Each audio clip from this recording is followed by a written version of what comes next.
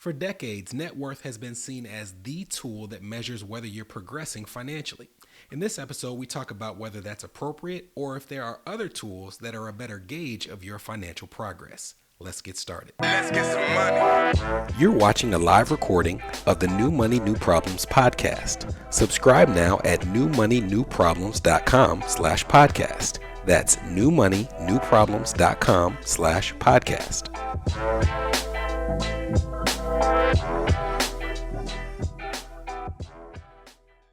Hello, this is Brenton Harrison of New Money, New Problems and your host for the New Money, New Problems podcast. I want to thank you guys for joining us. And in this episode, we're going to talk about something that, as long as I've been in financial services, has been seen as the de facto way of knowing whether or not someone's doing well financially, and that is your net worth. In case you are unaware, net worth is the number that you arrive to when you take your assets, the things that you own, and you subtract your liabilities, the things that you owe. And that resulting number is worn like a badge of pride for people who have a high net worth, and for people who do not have a high net worth, or worse, have a negative net worth, it has been seen as a number that produces a lot of shame and a lot of guilt. And even as that shame endures, net worth is still discussed as the preeminent tool that measures whether or not you are progressing. And today we want to talk through whether that's appropriate or whether there are other things that can give you an indicator of forward progress. I'm up late a lot reading random financial news, and it came to mind to talk about net worth after reading an article that came out in October of 2022. We will share this in the show notes, entitled "The Average Net Worth of Americans by Age, Education, and Ethnicity." And in this article, it goes through a number of different average net worths or median net worths, which we'll discuss based on age, education, and ethnicity. But in the opening summary, it states that, and I quote, "A good way to think about your net worth is as a financial report card. When you tally your assets and liabilities, you get a clearer view of your financial life, helping you identify what's working and fix what's not." Later on in the article, it says, "Still, it can be difficult to contextualize your personal financial report card, especially if you're a long way from retirement and don't yet know how much you'll need to maintain your standard of living in your golden years. How well are you actually doing?" End quote.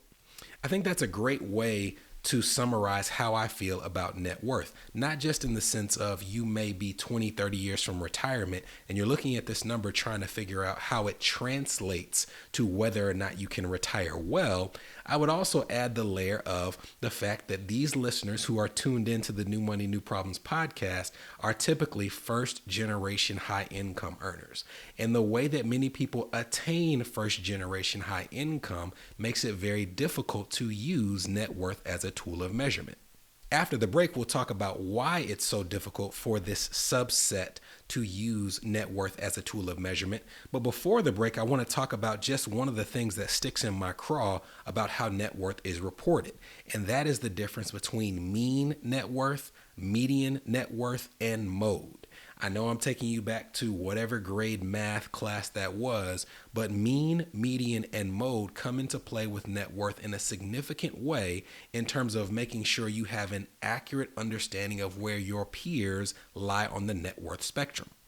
Going back to the article, they do a phenomenal job of illustrating the difference between a mean net worth and a median net worth. They do this by giving you a group of 5 people that have the following net worths: negative $8,500, $300, another person with $300, a third person with $300, and then finally a person with a net worth of $15,000.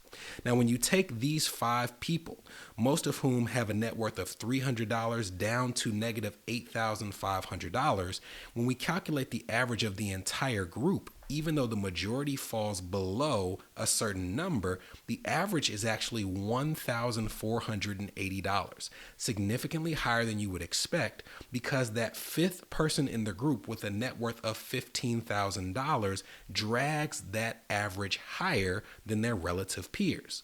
Conversely, median net worth is, in my opinion, a more accurate reflection of how your peers are doing with net worth.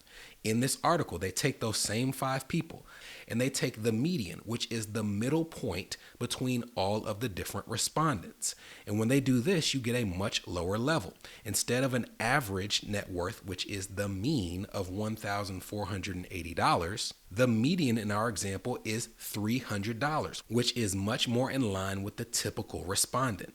This radical difference is reflected later on in the article when they give you a table that shows the mean net worth for a different age range as compared to the median net worth for that same age range. As an example, for a person between the ages of 45 and 54, the mean average net worth is $833,790, whereas the median, the middle point, is almost $700,000 lower at $168,800.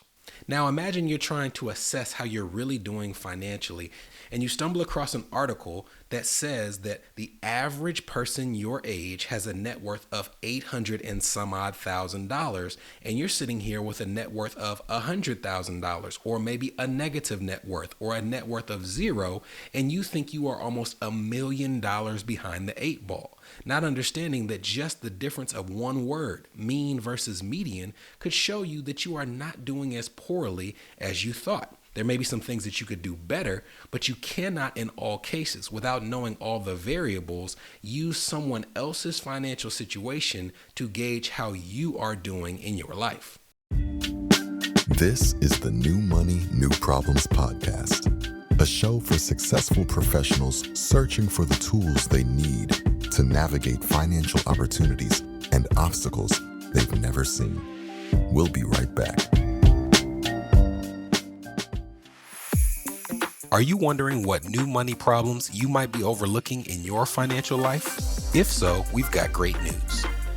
We've crafted the New Money, New Problems Gap Finder to identify potential weaknesses in your finances in areas ranging from budgeting, investments, insurance, and even the threat your extended family's finances could pose to your household. Please head to newmoneynewproblems.com/gapfinder to complete it today. Again, that's newmoneynewproblems.com/gapfinder to take the assessment.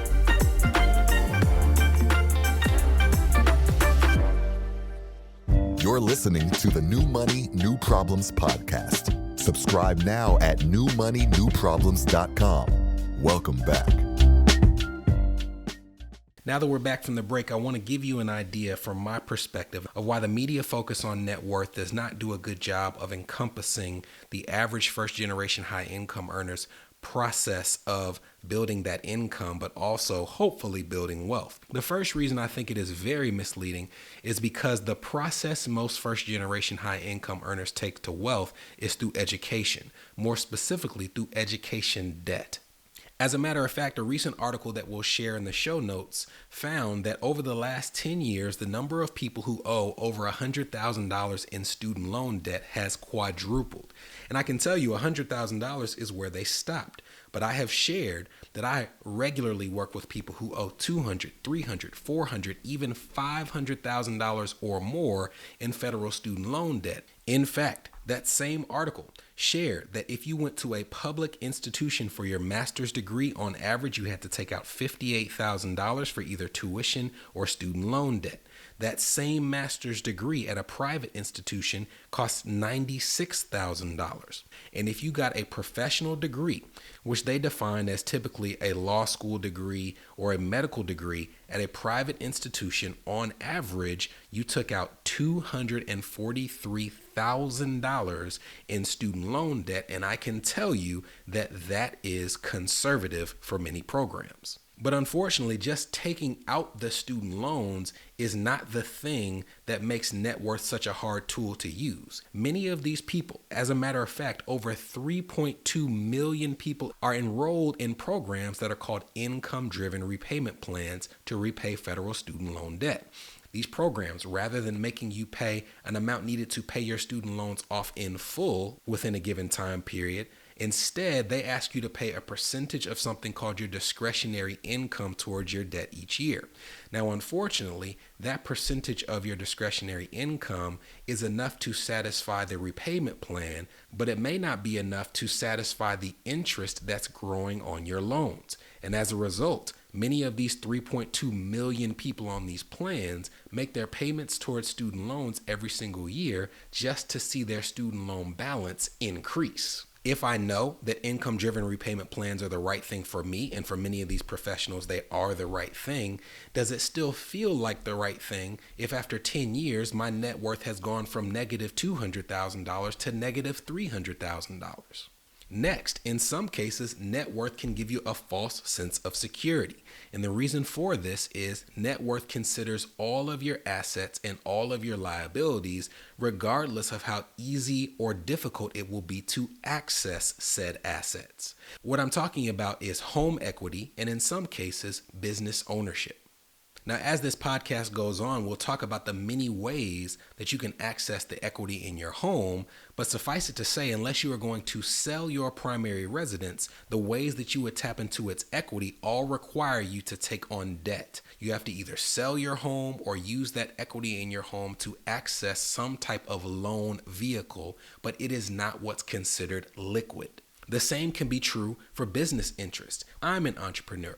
And if you look even at my net worth, a significant part of my number is the equity that I have in my primary home and the equity that I have in my business in terms of its market value. The problem with that being an oversized part of my or any person's net worth is what your intentions are with those assets. I do not plan to sell my business. I love what I do. So while I make sure that the actions I take each day on a professional basis increase its value, it is not something that I can touch or benefit in the here and now because I have no intentions to sell. An example of this inequity when it comes to how a number can mislead you would be a person who has a home that's worth $1 million and maybe they have a mortgage that's $500,000 on that home. So they have $500,000 of equity and maybe they don't owe anything else, but maybe they also have nothing in savings. So they're living paycheck to paycheck. They don't have a dollar to their name, but because of that $500,000 in equity, they have a $500,000 net worth. Conversely, let's take a person who does not own a home. They have no debts and they have $500,000 in an investment account. That $500,000 gives them the same net worth as the person in our first example. But who do you think is better positioned financially? A person who has a home they don't plan to sell, not a dollar to their name, and $500,000 worth of equity? Or a person who owes no one and has $500,000 that they can touch whenever they want to use for their future endeavors? And lastly, and this speaks to how you're feeling about how you are doing financially, which is the most important thing. Net worth does not take into consideration the way that you want to build wealth. We talked about this in a previous episode. There are many ways in which you can build wealth, and there's not a right or wrong way to do it. If you're the type of person who wants to keep stacking money in that 401k and have that be the way you build wealth, then me looking and seeing that you have 3 or 4 investment properties and are putting 1 or 2% of your income towards your 401k would signal to me that even though your net worth may be high, you're not building wealth in the way that you prefer to build wealth. Conversely, if all of your money is in your 401k and you said that you want to retire before age 59 and a half and that you want to build passive income in the here and now, even if you want to transition to entrepreneurship, having the bulk of your net worth in a tool that you cannot touch before 59 and a half without penalty would signal to me that there's an imbalance between what your net worth says and your preferred wealth building path. I've said all of this to say that while net worth is a number that can be used, in the next episode, we'll give you some other tools that you can use to have that confidence in your financial journey. I'll see you then.